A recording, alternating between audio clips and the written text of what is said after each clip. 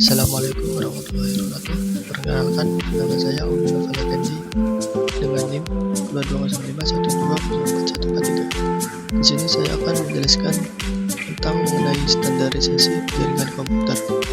Apa itu standarisasi jaringan komputer?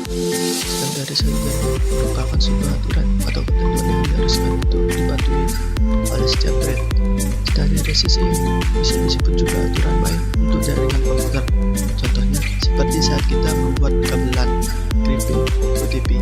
Dalam proses pembuatan kabel ada dua standarisasi, yaitu TIA atau EIA 568A dan TIA atau EIA 568B.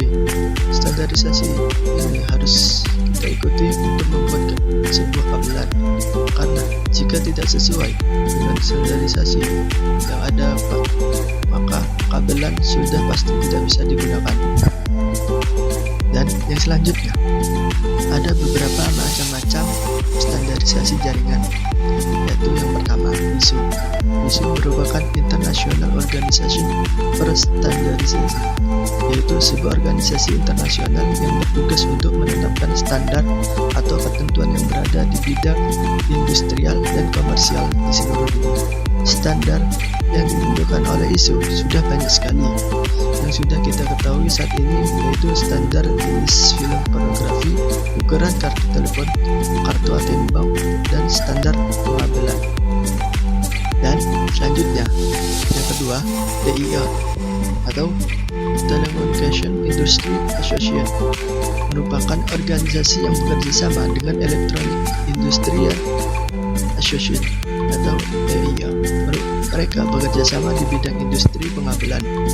TIA dikenal bagus untuk mengembangkan standarisasi pemasangan kabel menggunakan desain atau instalasi pemasangan kabel yang tersusun rapi.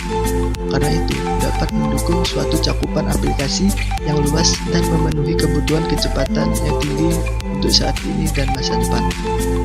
Selanjutnya, yang ketiga, IEEE atau Institute of Electrical and Electronic Engineering merupakan organisasi internasional yang bertujuan untuk mengembangkan teknologi untuk meningkatkan derajat kemanusiaan.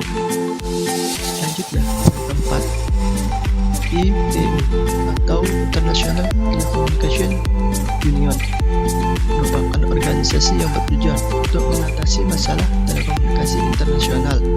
PBB, Perserikatan Bangsa-Bangsa, menugaskan ITUR atau International Telecommunication Union Radio Communication Sector untuk mengatur penggunaan frekuensi radio secara global.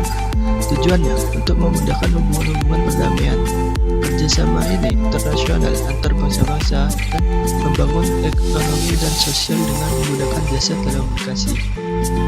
Selanjutnya, yang terakhir, yang kelima, IETF atau Internet Engineering Task Force merupakan sebuah organisasi yang mempunyai wewenang untuk mengatur dan membuat protokol-protokol standar jaringan internet. IETF juga merupakan organisasi yang membuat protokol TCP/IP. Dan selanjutnya ada TCP atau IP, Transmission Control Protocol atau Internet Protocol. TCP atau IP adalah standar komunikasi data yang digunakan oleh komunitas internet dalam proses tukar-menukar data dari satu komputer ke komputer lain di dalam jaringan internet. Protokol ini tidaklah dapat berdiri sendiri karena protokol itu berupa kumpulan protokol atau protokol suite. Protokol ini juga merupakan protokol yang paling banyak digunakan saat ini. Data tersebut diimplementasikan dalam bentuk perangkat lunak atau software di sistem operasi. Istilah yang diberikan kepada perangkat lunak ini adalah TCP/IP stack. Ada beberapa macam-macam layer pada TCP atau IP. Yang pertama, ada physical layer atau physical layer mendefinikan karakteristik yang dibutuhkan hardware untuk membawa sinyal data transmisi. Hal-hal seperti level tegangan, nomor, dan lokal pin interface didefinisikan pada layer ini. Dan yang layer kedua ada network interface layer. Protokol pada layer ini menyediakan bagi sistem untuk mengirim data ke device lain yang terhubung secara langsung. Dalam literatur yang digunakan dalam tulisan ini, Network Access Layer merupakan gabungan antara network, data link, dan physical layer. Selanjutnya, layer yang ketiga ada Internet Layer. Internet Protocol adalah jantung dari TCP atau IP dan protokol paling penting dalam Internet Layer. IP menyediakan layanan pengiriman paket dasar pada jaringan tercepat TCP atau IP network dibangun. Seluruh protokol di atas atau di bawah Internet Layer menggunakan Internet Protocol untuk mengirimkan data. Layer yang keempat ada Transport Layer. Dua protokol utama pada layer ini adalah Transmission Control Protocol (TCP) dan Packet Datagram Protocol atau UDP. TCP menyediakan layanan pengiriman data handal dengan end-to-end detektif dan koreksi kesalahan. UDP menyediakan layanan pengiriman datagram tanpa koneksi dan low overhead. Kedua protokol ini mengirimkan data di antara application layer dan internet layer. Yang kelima ada application layer. Pada sisi paling atas dari arsitektur protokol TCP atau IP adalah application layer. Layer ini termasuk seluruh proses yang menggunakan transport layer untuk mengirimkan data. Ada beberapa macam-macam layer pada OSI. Yang paling atas application layer.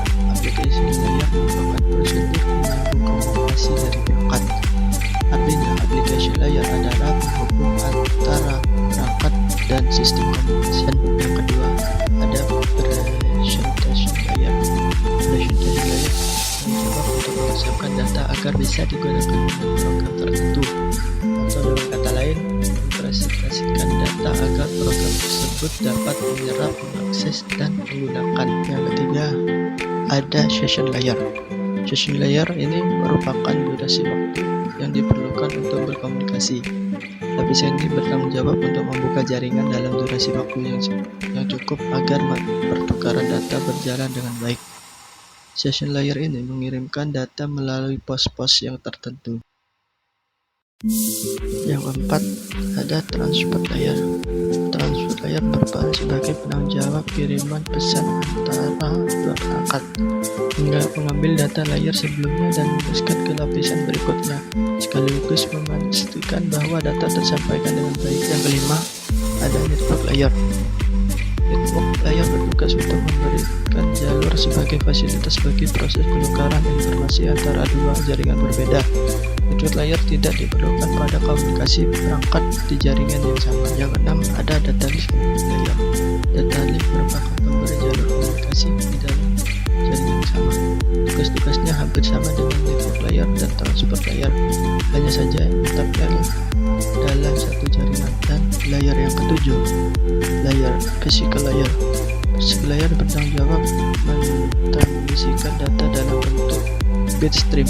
Physical layer mencakup segala peranti pertukaran informasi yang dimiliki oleh dua perangkat yang melakukannya, termasuk kabel dan tombol-tombol. Ada UDP atau User Datagram Protocol. UDP adalah singkatan dari User Data Protocol yang merupakan salah satu jenis protokol internet yang memungkinkan sebuah perangkat lunak pada komputer bisa mengirim pesan ke komputer lain melalui jaringan tanpa perlu ada komunikasi aman. Jadi, saat Anda mengirimkan pesan melalui UDP, komputer pengirim dan penerima tidak perlu bernegosiasi saat akan melakukan pertukaran. Dan ada perbedaan cara kerja TCP atau IP dengan UDP. TCP yaitu di dalam protokol TCP proses transfer data akan dilakukan secara berurutan. Dengan begitu transfer data dari pengiriman data dapat dikontrol dengan baik dan dapat mencegah kemacetan. Selain itu, server atau klien akan dengan mudah menemukan adanya kesalahan yang terjadi karena data dikirim satu persatu secara berurutan. Sedangkan UDP, dalam protokol UDP pengiriman data tidak terlalu secara berurutan.